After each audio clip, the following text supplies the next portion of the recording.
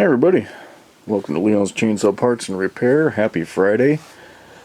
Thought I'd do a little bit different video tonight and demonstrate the insanity that is my garage and my workshop. I can't even hardly walk in here right now. I don't even know where the hell to start, so I'll start way back here.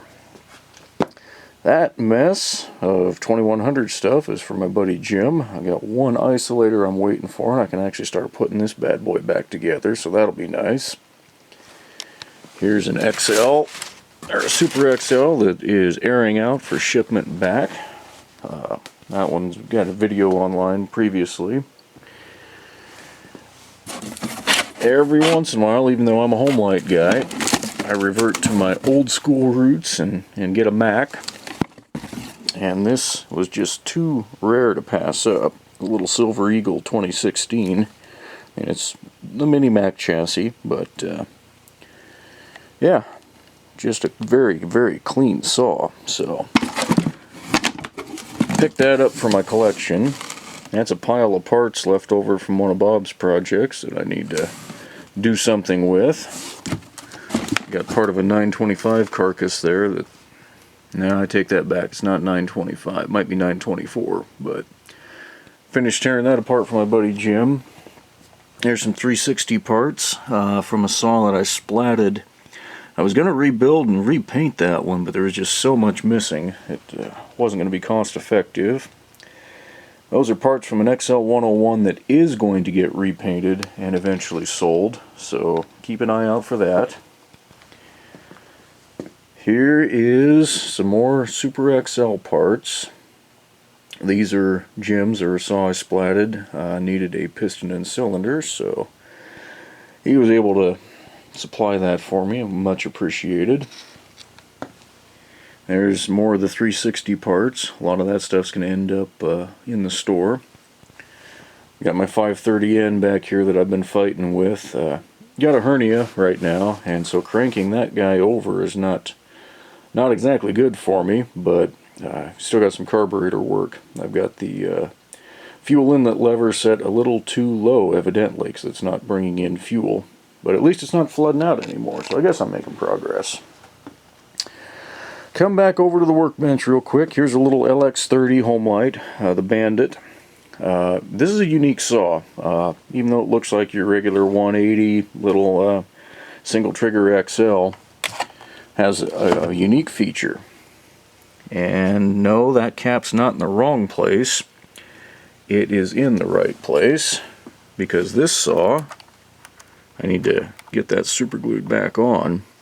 This saw doesn't have an automatic oiler. It's manual oil only. This is the last saw that Homelight made that was manual oil only. These were sold for a couple years in the early 90s, and I wish the UT tag on this one wasn't gone, because the whole saw is as clean as it'll come. I don't know why it was disassembled. Looking through the spark plug hole, the piston, the top of the piston still looks brand new. It's shiny. So I've got a hand guard coming to complete this. This is Scott's Super Easy. If you've seen that sitting there in a lot of videos, I've had a lot of work that I've done with this one. Long story short, I finally realized that the points were sticking occasionally, and that occasionally was every time I took it up to the woods to try and test it. It would run great down here, throw it in the truck, get up there, it wouldn't start.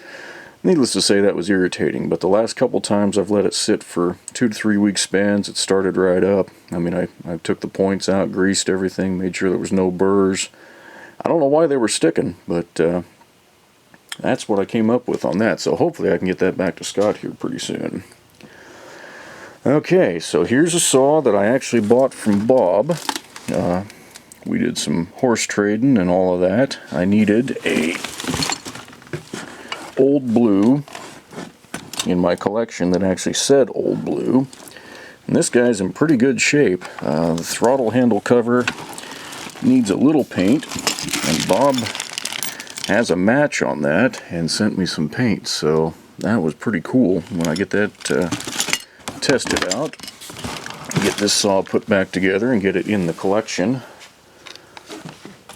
Here's Travis's 1050 that got video up of the other night.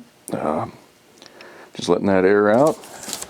so that these freight companies, when I say I'm letting them air out, these freight companies, if there's even a whiff of gasoline, they get pretty skittish, and you know, the box may sit in a terminal for a month before they bother to bring it back to you. So I don't want that to ever happen to anybody's saws, let alone a customer's saw. Parts for my C7. It's splatted for paint. I need to get that into the blast cabinet. Get that all stripped down so that I can start painting. And then there's all the parts from the XL101. I'll go into more detail on this, but I'm going to use this handle, this NOS, even though it's beat up, it is new throttle handle, because the old one, you can see, I think, that the fuel tank is, or not fuel, the oil tank is cracked right here.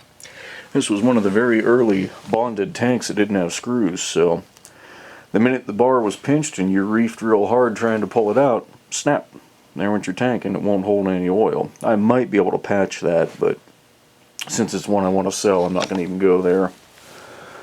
Coming around the corner, Homelite 500 that I need to get fixed up and painted for my collection. There's an XL2 in that case that's in extraordinarily good shape. There's a little Craftsman version of the Poulan S25 DA, I think. And that I need to fix for a good friend of mine. Oh boy, what else do we have here? I'm already forgetting. This is going to be a Super XL. That's still bagged.